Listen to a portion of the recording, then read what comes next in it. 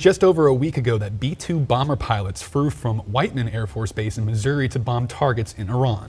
This reminded Rick Rowe of similar historic flights that have originated from Barksdale Air Force Base. He says those should be remembered in tonight's Hometown Patriots. Guided. This really demonstrates the combat capability and capacity of our Army air defenders. Simply stated, they absolutely crushed it. If you have a heart and a brain and live in the USA, that heart should have been full this week, as the best and the brightest in the U.S. Air Force took off just before sunrise to make history.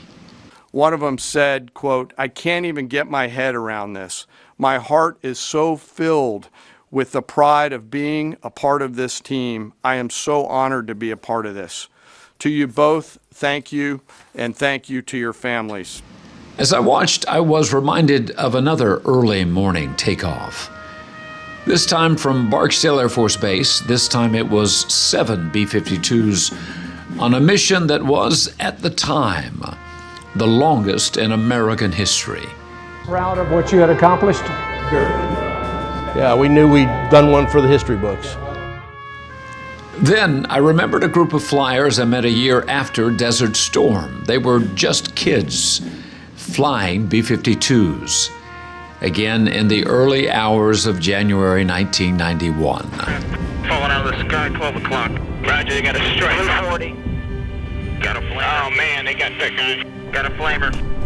Coming up to the target, we saw one plane get shot down, a small fighter get shot down as we were coming up to the target, and that's when it really hit that people were getting killed out there. Told the president, we're going to go to Barksdale Air Force Base, get a little more information of what's going on. We can tape them. And of course, who will ever forget the morning of September 11th? The President of the United States looks for a safe place to land and finds it at Barksdale.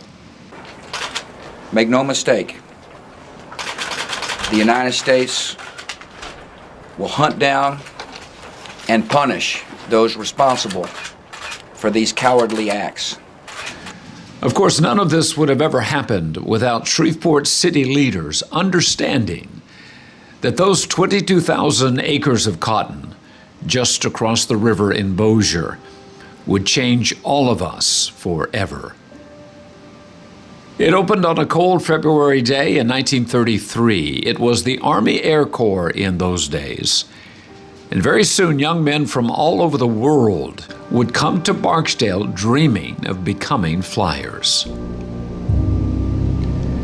When the Second World War started, the numbers exploded, and so did the training.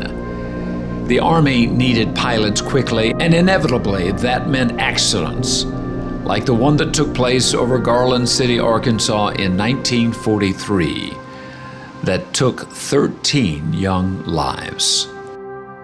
They never were in battle, they never fought, but they gave their lives just as surely as a soldier on the battlefield who had been killed. Yes, and many more would give their last full measure of devotion during Korea and Vietnam.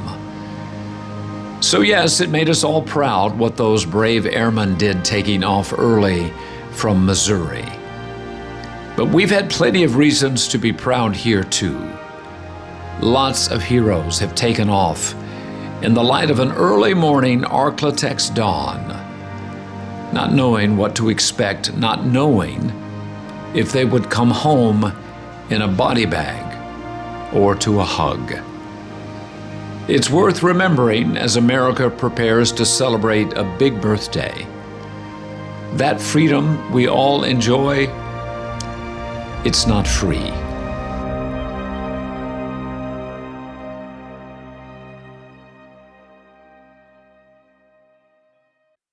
And if you'd like to nominate a Hometown Patriot, go to ktbs.com/hometownpatriot or send an email to hometownpatriot@ktbs.com.